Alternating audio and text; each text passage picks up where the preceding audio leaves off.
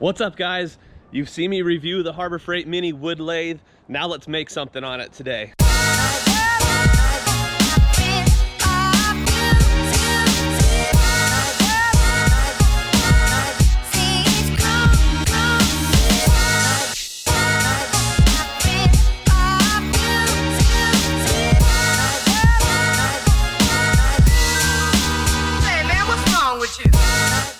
Welcome back to the workshop, guys. So today we are actually going to be doing some turning on the controversial Harbor Freight Mini Wood Lathe. And before we get started, if you have not seen my review on this machine, I do have a link to that down below in the description. Do yourself a big favor and go check out the review on that. Another thing I wanted to point out that I find really humorous is I've posted up this review in some online woodworking forums, and the haterade people have for this Harbor Freight machine is mind-blowing, and the comments make absolutely no sense. The biggest one we get is, buy a Jet. Guys, I'm telling you, Jet is an import manufacturer. They make the same machinery. They just do a much better job at the marketing. And again, I've torn these machines apart. I've looked at the internals. So don't fall into that world of buying a like-for-like machine from Jet. Now, Jet does make some nicer models than this one, and those are fantastic machines. But if we're talking like-for-like, just don't fall into that. Same thing with the Delta, the Wen, same thing with that machine. All these little benchtop machines they're the same. So for the price, this is a killer machine. It's gonna do anything you want to do when you're starting out. And the other people that are talking shit are the people that say, go buy a professional machine. Don't even waste your money on this one. Well, I think that's a stupid statement. Not everybody has the money to go buy a professional machine. And even if you do have the money to buy a professional machine, why spend a couple grand on something if you don't even know you're going to be good at it or even like it or enjoy it? And at the end of the day, my personal opinion, if you start out on something like this, it's going to really teach you how to use your tools more efficiently with a lower horsepower motor. It's going to be a little bit safer. You're going to learn better technique. And then as you progress and you decide that you do want to become a professional wood turner or upgrade to a really large, nice machine, well, this is an awesome machine to keep on your workbench. You can use it for a polishing machine, a buffing machine. If you want to do CA glue finishes and you don't want to get your bed all messed up on your nice new one, you can use this little machine. You can just strictly use it for turning pins. So anyways, that's my rant. Let's get to some turning. Hope you guys enjoy the video.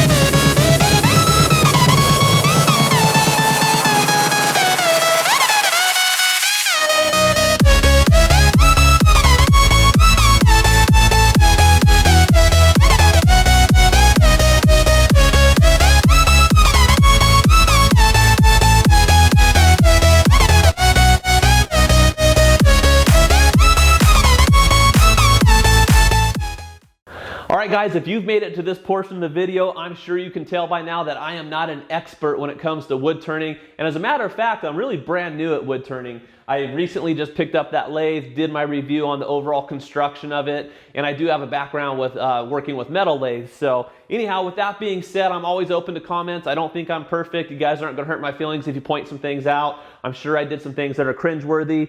That's fine, but the bottom line is I wanted to create this channel and document things like this so that if anybody else is interested in learning, they can learn from my mistakes for number one, but they can also feel encouraged to grab that camera and start documenting their process. I think it's going to be really cool in a year from now to see what kind of projects I'm making versus the projects I was making today. So the whole point is get out there and just start doing it. Have fun.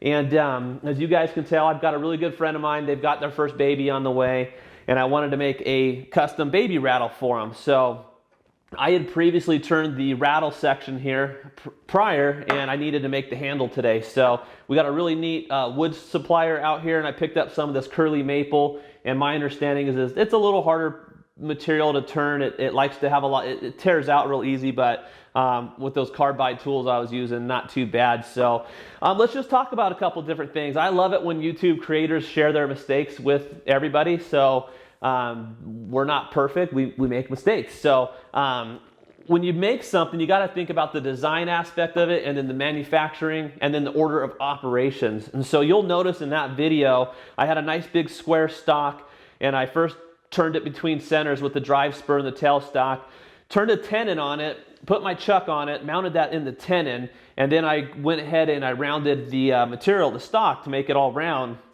Now what I should have done at that point in time is obviously I'm going to need to mount this to the handle like so, and this little nipple is an important fit. So if you watch the video, you can see I was working up to it really slow. Rule of thumb is you can always remove a little more material, but once you've removed too much, you know you're done, got to start over. So I was really trying to creep up on this, but as you guys will notice, one of the mistakes that I made is I got a little ahead of myself. You know, having the camera on me, it kind of clouded my thought process, and I didn't think my order of operations through.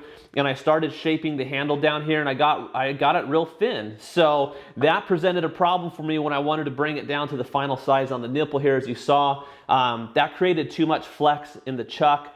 So what I like to do typically is I would have turned this nipple down and gotten this to be a real good slip fit or a press fit first, and then I could have brought that live center back into it, and then I could have turned the profile. So that's a mistake I made on my part, and obviously I did make a little mistake, and this should be a nice slip fit, and as you can tell, it's not. So at the end of the day, you got to adapt and overcome. I was looking at it, what were my options? You know, throw it away and start over, or see what I could do to salvage it. So luckily for me, this diameter here was big enough. The contour fit really nice right there.